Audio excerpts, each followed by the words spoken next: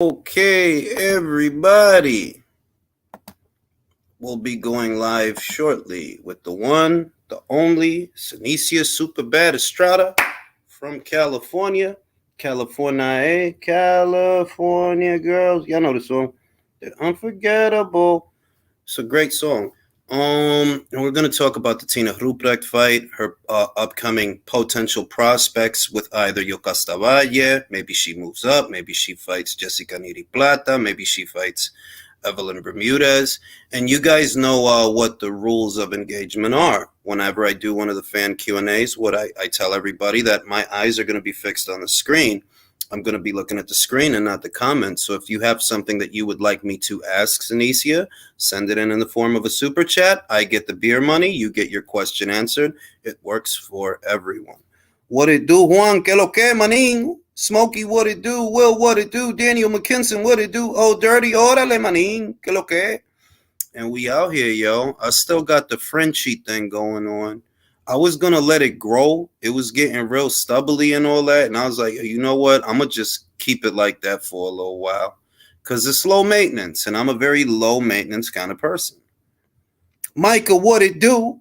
Mario, que lo que, manín? Team Baumgartner in the building. Yo, man, y'all better hit me with the inside intel, man. I need to know fight dates and all of that. I want the fight dates and all of that. Big fan of Alicia, big supporter for many years. And I've already sent Seniesa the link. I've already sent Seniesa the link to her email, so she should be joining us shortly. I like to go live a little bit just at the top of the hour to lay down the rules of engagement, that I'm going to be paying attention to the screen. So anyone who wants a question asked on their behalf, send it in the form of a super chat. I get the beer money. You get your question asked. Works out for everybody. Even trade. We got Tupac Shakur in the building. We got Drew in the building. Can we get Jules to do the Vince McMahon stash? Yeah, I got half of mine to shave this off and just run around like, hey, my name is Georgie. I'm from Brooklyn. You understand? Because like I said, depending on how I shave, people can't seem to place me very well. They don't know what I am. So that's very useful. You know what I mean? Be like, hey, my name is Tommy, and I'm gonna eat a Parmigiano. You understand? Ya tú sabes, manín. Mario, dímelo tú, yo no me parezco como un italiano. Yo me parezco italiano. Dímelo. My name is Georgie, and I'm gonna eat a Parmigiano, you Muliani. I could pass for a lot of things depending on how I groom myself. The Moon, Robin Hood. Yeah, I do look like Robin Hood a little bit. Hey, what's goody? What's goody? You know what I mean? Nah, you bugging. I've had I was like this on Saturday because I messed up my goatee. I messed it up. And I just shaved it off because I was like, you know what? I'm going to just start over. Because I messed it up. You could look at the live on Saturday. Which reminds me, somebody must have had their volume on during that live because it got taken down. All right. Now I'll be telling y'all, if you want to watch the joint with your volume up, do that on your own. You don't need to be on the live doing that because the video got taken down. I don't know if it was because of that. I don't know what it is, but that's the only inference I can make. UFC and WWE segment is going to hurt feelings. I mean, not really. That's not anything. Like, you seem a lot more happy about it than I do, Drew. If Top Rank loses ESPN, that's not really good for boxing fans. And I'm just hoping that it's apples and oranges, that the two things don't really mess with each other, because I actually like my ESPN fights. I like Top Rank being there. And I like that ESPN bought the foreign rights to certain fights in Canada and certain fights in the UK. It makes it more accessible. So I actually hope that ESPN renews with Top Rank. They might not, but I hope that they do. I really do, because I like Top Rank on ESPN. It's good. I just wish the cards came on a little earlier, because this past Saturday was brutal, man. It was like 1 a.m, man. It's like, yo, I'm old. It was hard to stay awake, man. I'm old. I get sleepy really fast. Alex of the Boxing Bodega, que lo que manín. Hell yeah, get that yummy. We out here, yo. I mean, yeah, if they go to Amazon, we'll see if they do. I'm not even saying that they won't, but I actually like things the way that they are. I'm already subscribed to Amazon, so I have Amazon Prime. So if they were to go there, it would be at least for me, it would be a seamless transition because I already have Amazon. But I actually like Top Rank on ESPN. More importantly, it it's a sport, and it needs to be covered by a sports network. Like I feel like that's almost ideal that sports should be shown and programmed and broadcast by a sports network. I feel that that's ideal and that gets maximum exposure and spillover, because one of the things that we talked about here on the channel many times in many lives is that what changed over the years from boxing being a mainstream sport to the audience shrinking a little bit is that a lot of fights were happening behind the paywall of a premium cable network. And that doesn't lend itself to the growth of the sport because it's not as accessible if it were on a terrestrial network or a basic cable network.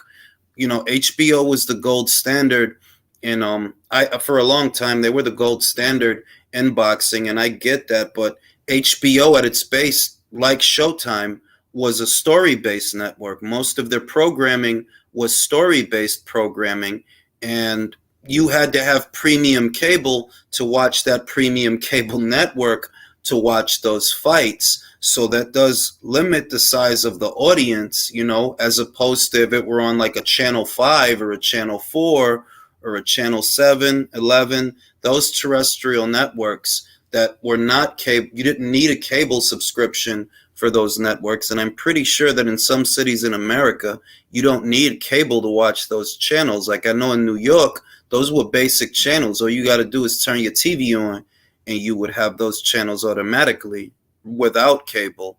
So little by little over time, it was a growing problem that there are fights happening and they are good fights, but they're hidden behind a paywall. Boxing is a common man sport, so you need the common man to have access to it, especially in, difficult times. People, not everybody has a lot of money.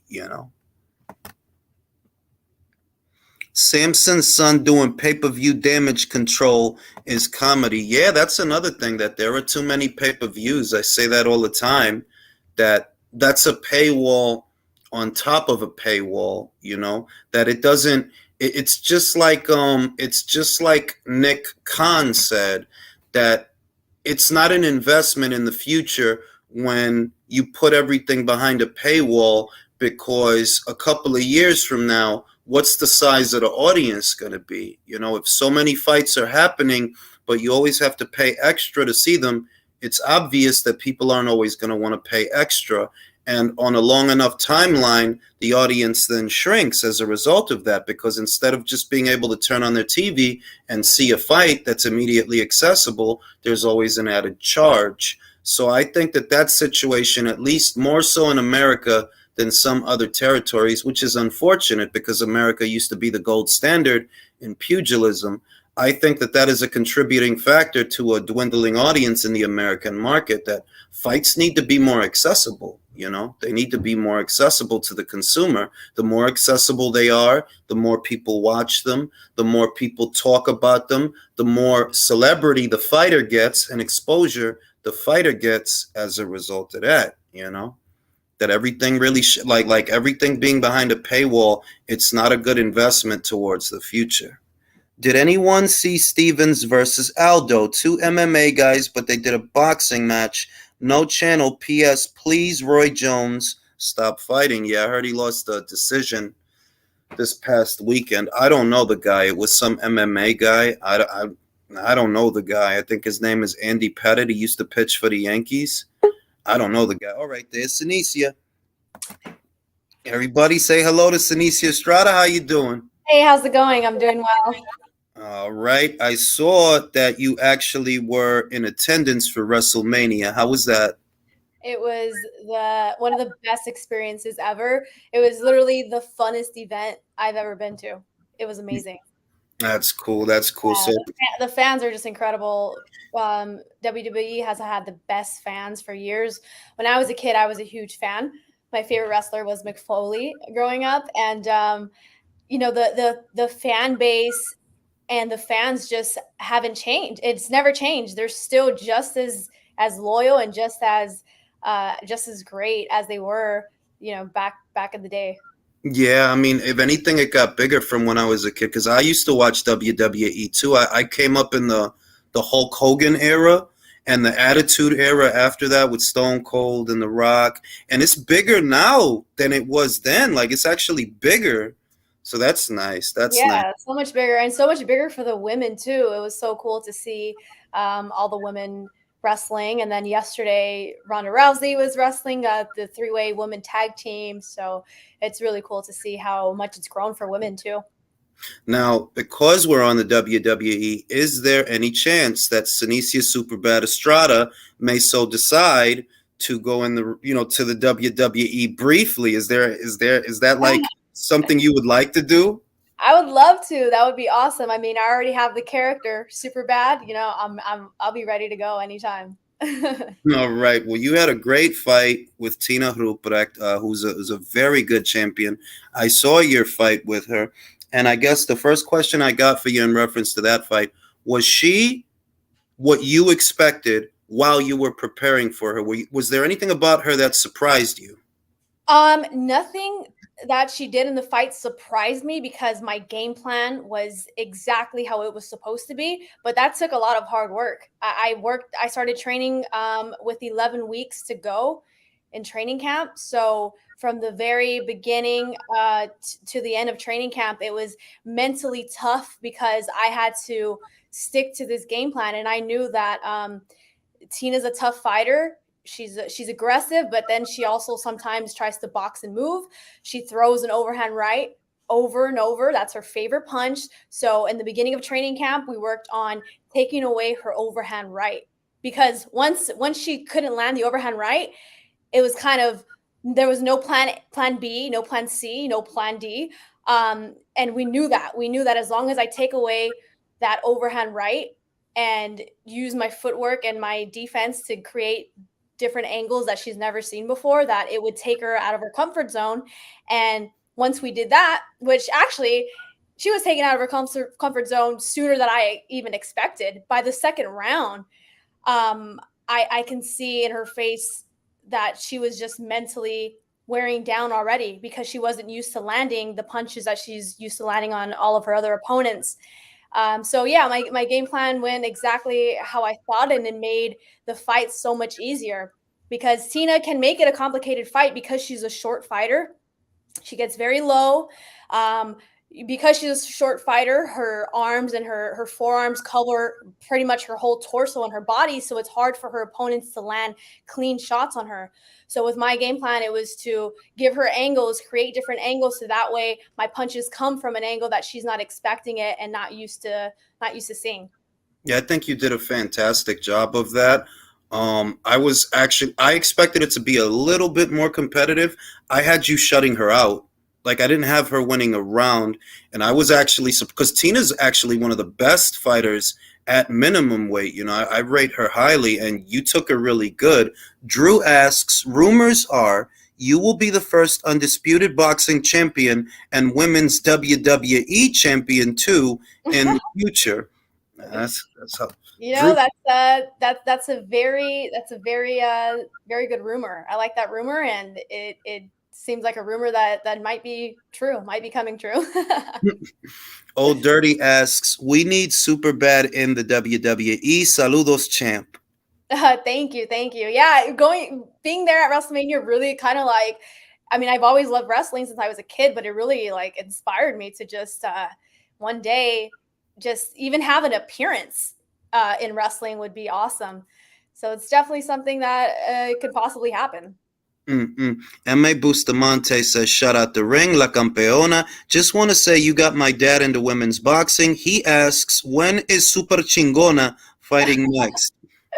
That's awesome. Tell your dad I said thank you and hi, and that's really cool that I got your dad into boxing, especially for like old school dads and grandpas. Like they're used to seeing those great classic fights and those great classic fighters. So to be able to get someone like that back into boxing is really cool. So yeah, thank you. Yeah, you're one of the greats, man. I'm telling you. You'll see. You'll see.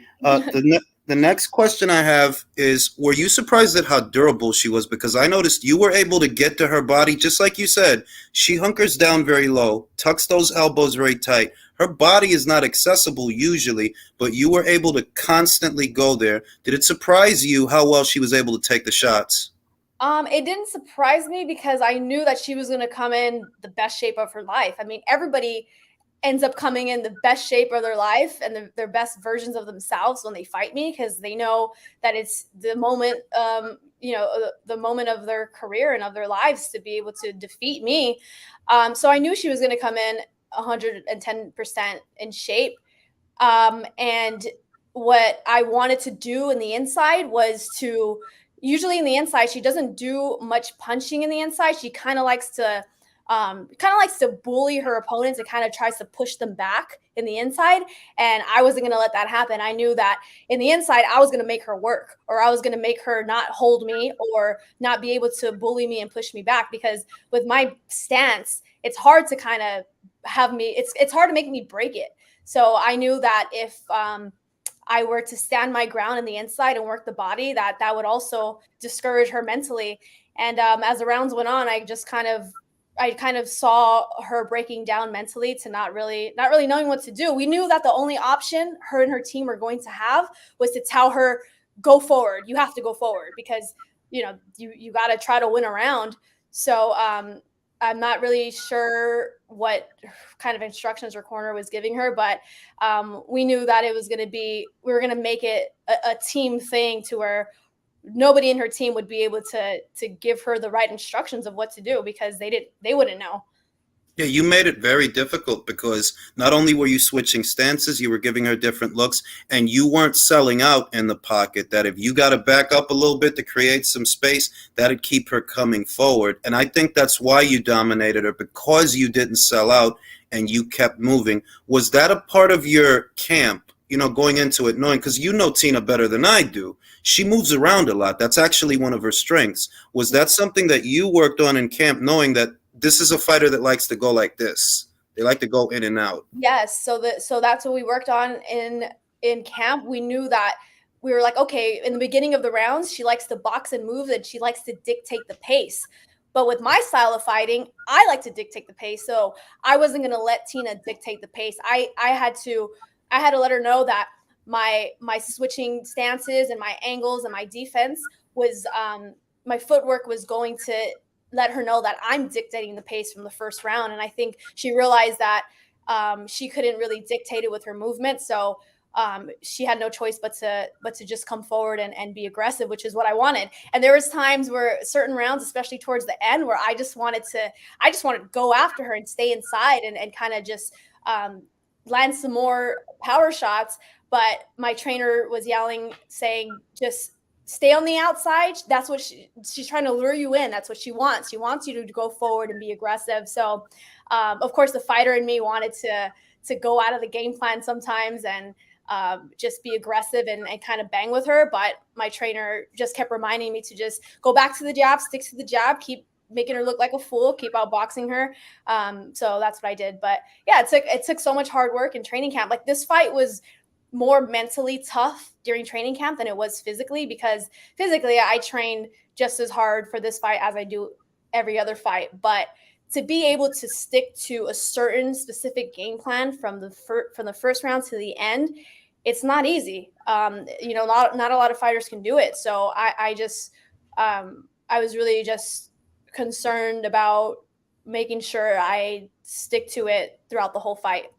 And you did. You did an amazing job. Will says, now that you're at the cusp of undisputed, looking back, who would you say was your toughest opponent? You make it look easy, but the quality of your competition has been extremely impressive. Much love. Who was your hardest opponent? Thank you. Yeah, I've fought many very good opponents. I have a lot of good opponents in my resume. Marlena Esparza, who is a good fighter. She was a bronze medalist. Tenkai Tsunami, who was a good fighter. Annabelle Ortiz, who had 13 title defenses. Um, there's a lot of fighters who have really good resumes that I defeated and made it look kind of easy. But I would say the toughest fights of my career were in the beginning of my career, the fights that nobody saw, just because I was fighting girls who were way out of my weight class. I was fighting girls who were like bantamweights. And it's just what I had to do in order to build my record and to stay active. But yeah, the toughest fights were the fights that weren't seen by anybody in the early parts of my career. It's interesting you say that. Do you believe that? Because I remember you did used to have to do that. You used to have to go way above minimum weight to be able to get fights. Do you feel like that made you a better fighter and made like the minimum weight fights easier because you fought above minimum weight so many times? Yeah, I think that made me a better fighter when I finally stepped into the ring with world champions like Annabelle and Tenkai Tsunami, and then fighters like Marlena Esparza. Those fights, those tough fights in the beginning of my career, prepared me for those kind of fights and those kind of fighters.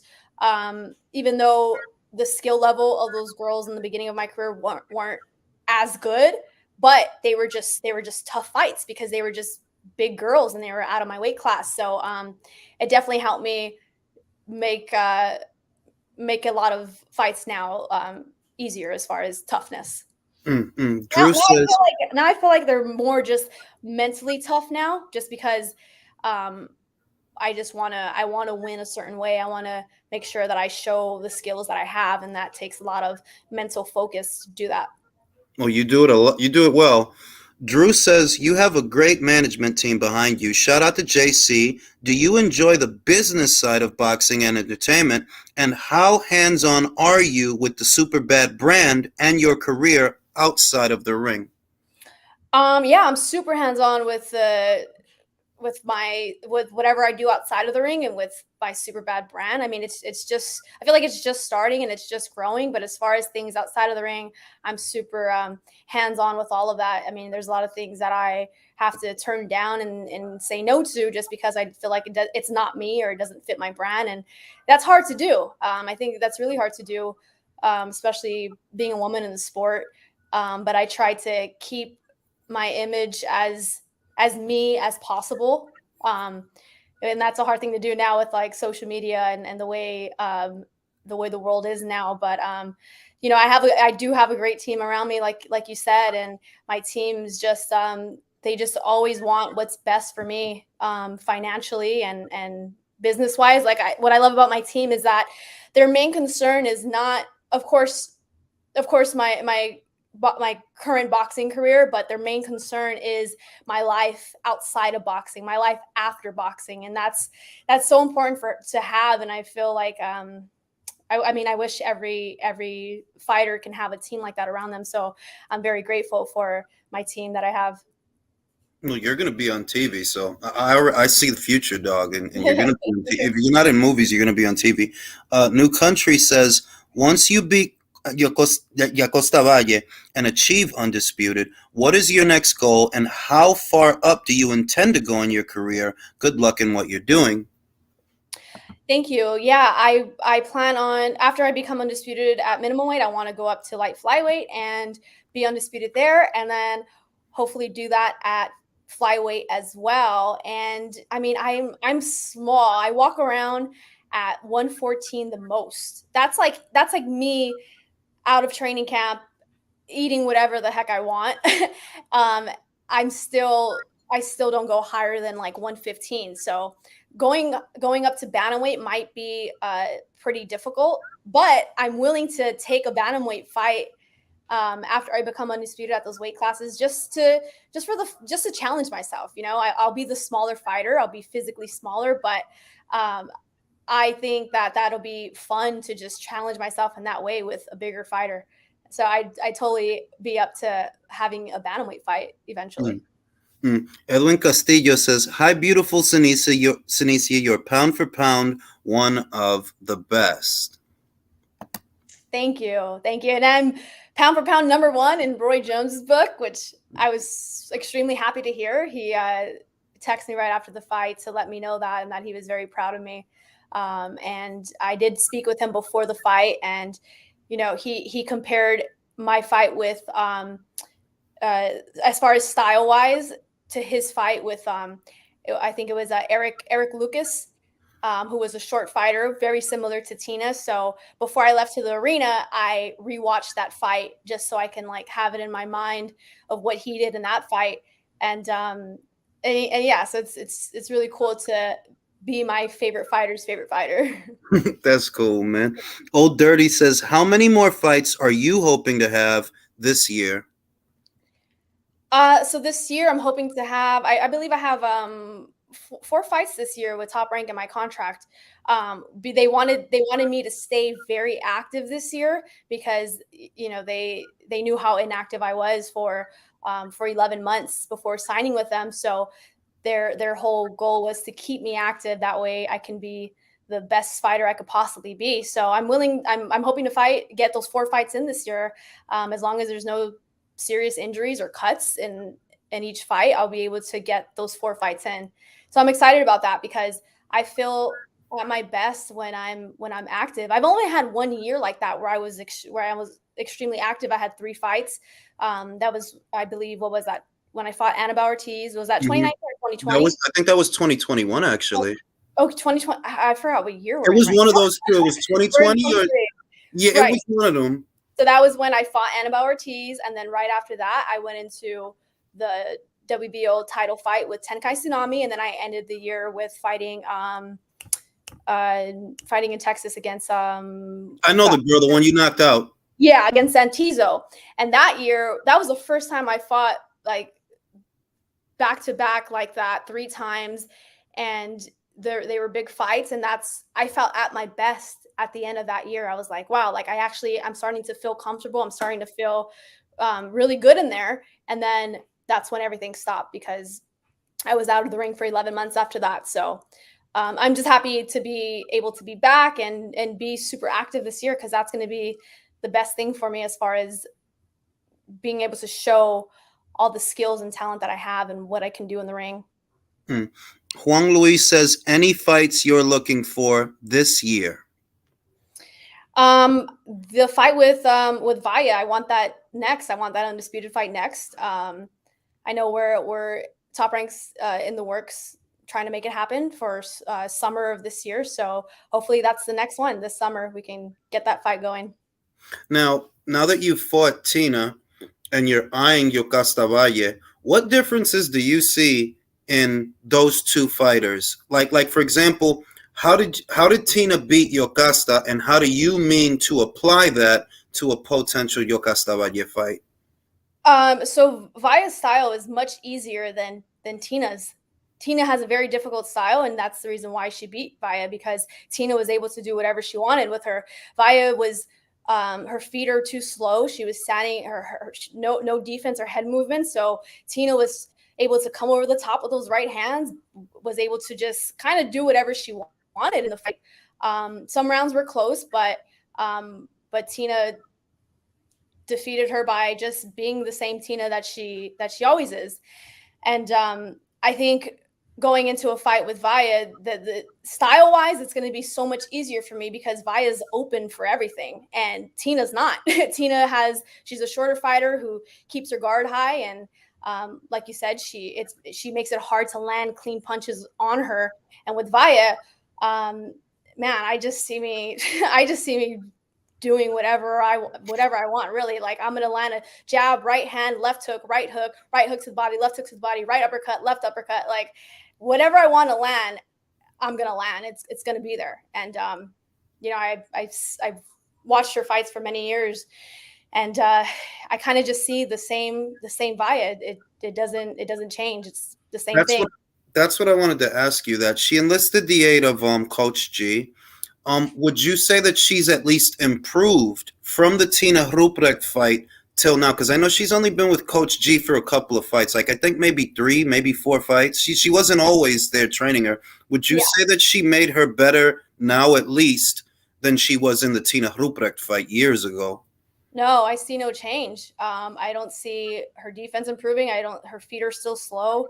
Um, I honestly don't see a change at all. She's the same fighter that she's been when she was fighting in Costa Rica, and it's hard. You can't teach somebody to have footwork or defense or throw their punches a different way if they're just not capable of doing it. And she's just not capable of doing it. Like that's her style. That's the way she fights, and that's how it's going to be. Wow, that's crazy. Don Juan says, "What did you think of AJ's performance? Your top pound for pound." What I think of AJ's performance, I didn't really think much of it. I don't know. Like I knew he was gonna win, obviously, but yeah, I don't know. As far as like improvement, I know he's with a new trainer, right? Mm-hmm. Um, yeah, I didn't really. I don't know. I didn't think much of it. I don't know what to say.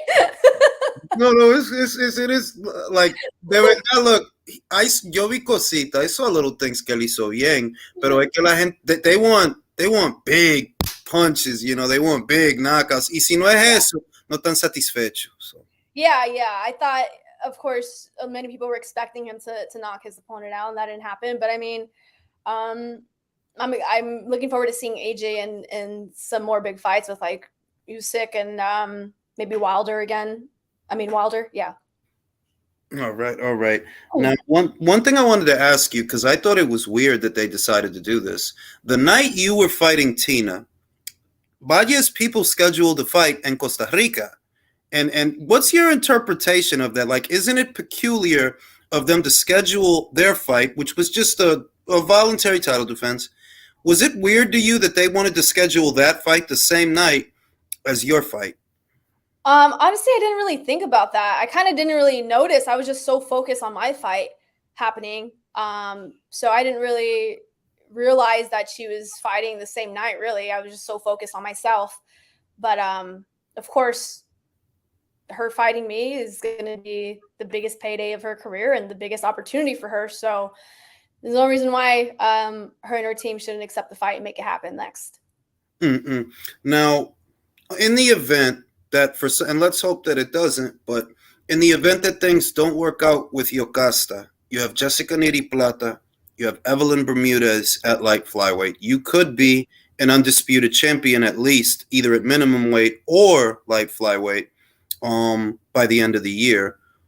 Out of those two, who do you think is the more difficult fight, or at least the better boxer of the two, between Jessica Neri Plata and Evelyn Bermudez? I think they're both difficult in different ways. But the fight that I would want first would be with Plata. And I know after she defeated Cavao, she did say that her dream was to come to the US and fight me, which is great because we can easily make that fight happen if it comes to it. So if for some reason Faya doesn't accept the offer to fight me next in the summer for undisputed, which the only reason why that would be is if her and her team completely outprice themselves for a ridiculous amount. That would be the only way that the fight wouldn't happen. But besides that, let's say, like you said, if it doesn't happen next, then I would be willing to go to light flyweight and maybe fight Plata next. In reference to that, just how do you feel about their willingness to fight you? Because I think everybody at or around these weights knows, and it's not just, kissing butt. It's being honest that everybody at these weights knows this is the most dangerous fight for anybody. You're the most dangerous fight for anybody. Do you feel like there may be difficulties because of that they ask for crazy money that doesn't make sense? Or do you feel, no, she wants to fight me and she will fight me? It could be difficult business wise as far as them wanting even more money than what they're offered, of course. But at the same time, I think right now women they're willing to just with the platform that is provided with facing me and the publicity and recognition that you get for fighting me. I think a lot of them are really willing to do it because they know that this is a huge opportunity for them. And now, and like you said, I'm the one that every fighter at these divisions wants to face, which is great because they know that they'll be making a good amount of money. They'll be getting the recognition and publicity that they deserve, and will put on a great fight. And whether or not they walk away the winner, they still it's still worth it for them because they got the payday that they've always wanted, which is great because all women, we all deserve to get paid a good amount. Mm. Huang says, did you watch the David Benavidez fight? If so, what were your thoughts on his performance? Yeah, I did watch, and I did think that I did predict that Benavidez would win. I do like Plant a lot. I really like his style. I like the way he boxes and moves. But I also knew that I also knew that he wasn't capable of um, keeping that footwork and movement up for 12 rounds. So with that, of course, he got kind of faded a little bit towards the end, but he stood in there like a warrior and took shots, which was great to see. So yeah, it was a great performance by both of them, and I give Plant so much credit. I think he's a really good fighter, and I like him a lot. Mm. Now, you prepared for Tina. Tina's one kind of fighter. Jessica Neri Plata and Evelyn Bermudez, different kinds of fighters. How would the preparation be different from those fighters to that particular fighter? For Tina, you had to prepare a certain way. What would you be on the lookout for, or in what way would you prepare for Evelyn and Jessica? Because they're very similar, and but they're Yeah, not like Tina. yeah, they're very similar, but I think with preparation for them, and even preparation for Vaya is just perfecting my style, perfecting what I do, because that's what's gonna win me the fight, and that's what's gonna be to my advantage. Just my style and the way I fight. Just continue to work on it and perfect it even more every single day. And with Tina's style, it was a lot different because I had to fight a certain way and stick to a certain way of fighting. Because with her being a shorter fighter, it makes it a lot difficult. It kind of changes the whole the whole fight because of course styles make fights. But I think with them it'll be a lot easier to also find sparring partners, because for this fight with Tina it was really difficult. I had about 4 consistent sparring partners who were amazing, and really helped me out a lot. But at the same time, we had to make sure that they were shorter than me. And with training camps for these other fighters, it should be a lot easier to be able to just not be as specific with sparring partners. So I'm excited to prepare for the next fight, whether it's with Vaya or moving up to light flyweight. Okay. Let me see. What's another one that I got? Because I got a lot of questions. Oh, one that I've never asked. Aside from beating people and taking their belts, what does Seniesa Estrada do on her downtime? When you're not boxing, you're not sparring, you're not beating people up, you're not getting ready to beat somebody up. What activities or hidden talents do you have? I would say when I'm not in training camp for a fight, or when I have days off, just hanging out with my family, with my nieces and my nephew, and hanging out with my mom, just chilling and just relaxing, really, because it's like when I'm in training camp, it's just training, sleeping, eating, like nonstop. That's what it is. So when I'm able to just finally have time to relax, I like to just hang out with family and just spend time with my nieces and nephew. All right. What is on your current playlist? If you're going to listen to some music, what's in that playlist that you like to listen to? My playlist goes from it's all over the place. But I would say if I can share my playlist with you from like my drive this morning to get coffee, it would probably be some country, some Kane Brown, and then it jumps to boy band music like the Backstreet Boys. So it's all over the place. All right. Let me see. Okay. Favorite fast food. Ooh, favorite fast food. My favorite fast food would be, I would say, In and Out for sure. In Yeah. and out. They don't have those out here. I keep hearing about them, but They don't know. And after our fight, it was Tina's first time in the U.S., so I'm sure she was dying to try In and Out for the first time. So her and her team brought back a bunch of In-N-Out burgers and fries. So when I saw her in the hotel lobby after her fight, she actually bought me a burger and gave me one. So that was really cool. Yeah, I think Joe told me about that. We talked the other day. He told me about that. Another question was, I don't think I've ever asked you this. I've asked a lot of fighters this, but I don't think I've ever asked you. What's your favorite thing about being a boxer and your least favorite thing about being a boxer? My favorite thing about being a boxer, winning. I'm so competitive and I love to win. My favorite part about being a fighter is winning. Um, and I would say my least favorite would probably be just like the business side of boxing. I think that's like every fighter's least favorite thing because no matter what, no matter who you are, no matter what level you're at and where you are in your career, the business side can always be pretty shitty. So yeah. Yeah, yeah. Most fighters, you know what they usually say is making the weight. Usually, that's usually the answer I get. Making weight. Yeah. I've never had a problem with that, as you know, but yeah, I can see how that's definitely a lot of fighters' least favorite. Yeah, more often than not, that's the answer I get. Another one, kind of a trivia question. If you could have one superpower, what would it be?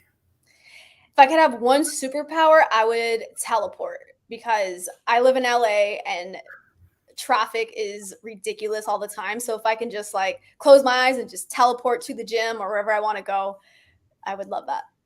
Okay, second question. Favorite superhero? You know, out of all those Marvel people and all those DC people, who's the one hero? Like, that's the one that I like. Superman, Wonder Woman, Batman's, but who is it? I would say Batman. Mm, Batman for mm. sure. Yeah. Okay, I don't know if I asked you this. Favorite film? Could be a comedy, could be a horror movie. What's your preferred genre of film for those that don't know? Um, so my favorite comedy movie is Meet the Parents. I can watch that over and over. Part one, two, and three are just as funny. And my favorite movie of all time is Good Will Hunting. I've always loved that movie, and yeah, so that's my favorite. So it goes That's a really good from movie. comedy to a drama movie. Now, you know, HBO Max, Netflix, all types of TV shows that are out there. What TV show would you recommend someone that you may be currently or were watching not that long ago? Oh my gosh.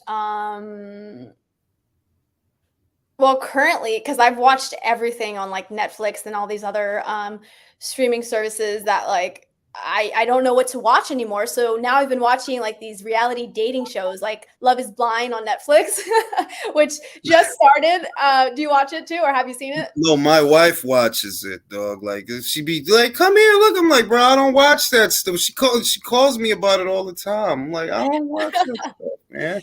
That's awesome. But yeah, I've been addicted to those reality dating shows, which I was never into. But when you have nothing else to watch, especially during training camp, like you just start watching the most random stuff. So that's what I've been watching. But as far as like my favorite show that I would recommend is the Queen's Gambit. I think that was an amazing show. Just everything was just so well done. And I think it's so cool how it just tells a story of how like this little girl who becomes a woman and is just taking over the chess world, and nobody expected it and nobody saw it coming. And I think it's a really cool show. Yeah, that's a cool actress, Anna Joy Taylor. I saw her in that other movie. As a boxer, you know the sport better than the average audience member that takes in a Creed movie or a Rocky movie. So, as a boxer, is it strange for you when you see the sport depicted in feature films? Like, do you get annoyed when it's like that would never happen? You know what I mean? Like that would never happen. Like those two guys would never fight. Does that bother you at all, or are you able to just enjoy the film and say, "No, I'm not a boxer today. I'm just a member of the audience"? Um, because I know boxing so well, it's pretty difficult for me to get into it. Yeah. So I kind of like, I'm just like, that fighting scene doesn't look real, or like the dialogue here and there just sounds so fake or corny or whatever. So yeah, it's really hard for me to get into like the new boxing movies for sure. Yeah, because I said that because of Rocky Four. You know, there's a scene where he literally throws the guy across the ring, and I'm like, there wasn't a point deduction. Like you can't do that, bro. They could at least deduct the point. So I Yeah. wonder when you as a boxer, because there's any number of boxing movies out there. What's the one boxing movie that you can watch and you say, no, this is a good movie? I really love Raging Bull, and I really love that movie. Is it Price of Glory? Um, Mm, Price I of Glory. Who's that Price one of Glory. about? I forgot who's in it, but that's a really good movie. You should definitely check that one out. Price Whenever of. you I'll can. look it up. I'll look it up. It's So look, very realistic movies. So yeah, have you seen Cinderella Man? I have. Yeah. That one kind of hit me in the heart. It was a touching movie. Touching. It was very touching. Yeah, it was. Let me see. Let me see. What's another one? What's another one? What's another one? I think I have one more. All right. Favorite style of food? Is it Italian? Is it Mexican? Is it Chinese food? Japanese food? What's your favorite style of food? Not necessarily fast food. Um, Mexican's definitely number one, but right beside that, or even tied with it, is Italian food. I love spaghetti, love pizza, love any kind of pasta, really. So, Oh, wait, I missed one. Favorite vacation spot? Have you traveled the world? And if so, where's a place that you would recommend other people to go that you've actually been there? You said that you vacationed there and it was a really good experience. um, I'm not really big on traveling, but I did recently go to Tulum, Mexico, and it was amazing. The people were great, the food is amazing, and it's just a really nice place. So I would recommend that, and it's cheap. I know you went to New York, and I often hear, because I'm from New York, I don't live there now, and I always hear foreigners say, people that don't live in New York, yo, this city is disgusting. So when you were in New York, I think it was for Taylor Serrano, what was the first thing you noticed when you got there? Oh my God. I love you, but I hate New York. Like I can't like I just it just gives me so much anxiety. Like, I mean, I'm used to living in LA, so or California, so everything's kind of like, spread out a little bit, but like when I'm in New York, I'm just like, "Oh my gosh, like I can't see past I can't see past the block because there's just buildings and buildings and then there's cars honking everywhere." And it's kind of a lot for me. I can't do it. Like I love visiting for maybe 2 or 3 days, but anything more than that, I just can't. And then when I'm walking down the street, I just feel so dirty because there's just like it smells and there's rats running and there's just like trash and yeah, it's really hard for me to be there longer than a few days. So the first thing you noticed when you got to New York was the rats in the trash. Yeah. Yeah. Oh wow! And I guess because I don't know LA, I don't know California, but I always hear nice things. How would you say that the vibe in California is different to the vibe in New York? It's different, more chill and relaxed. And in New York, everything people just seem to be just like if I swear like people just like run into me because I'm just not used to like being in crowds of that many people or being or walking or moving at such a fast pace like that. So I always feel like I'm just kind of like I kind of like just don't belong. I'm just like, whoa, like what's going on? Like there's so much happening around me. Yeah, it's just Yeah, the vibe claustrophobia. here is much more chill and relaxed. Yeah, that's what everybody from California says, that the vibe there is chill. Even though LA seems like LA, Los Angeles seems like it's like, well, it ain't that different from New York. But I don't know. I never been there, so I wouldn't know. You've been to both. Yeah, it's just the traffic that's similar. But as far as the chillness, I think it's a lot more chill here. There's certain parts that are a little bit hectic, like downtown LA could be a little hectic sometimes, but it's still not like New York hectic. All right, well, Seniesa, I don't want to take too much more of your time. Thank you for coming on. You're always welcome. Look forward to your next fight. What is the tentative fight date that you guys are looking at for your ring return? I don't think I can share the exact date yet, but it will be in the summer sometime. But as soon as I'm able to share exact date and location, I will let you know for sure. My dad will let you know. All right. Thank you, man. Many blessings. Best wishes. Thank you for your time. Thank you. Thanks for all the support. Bye.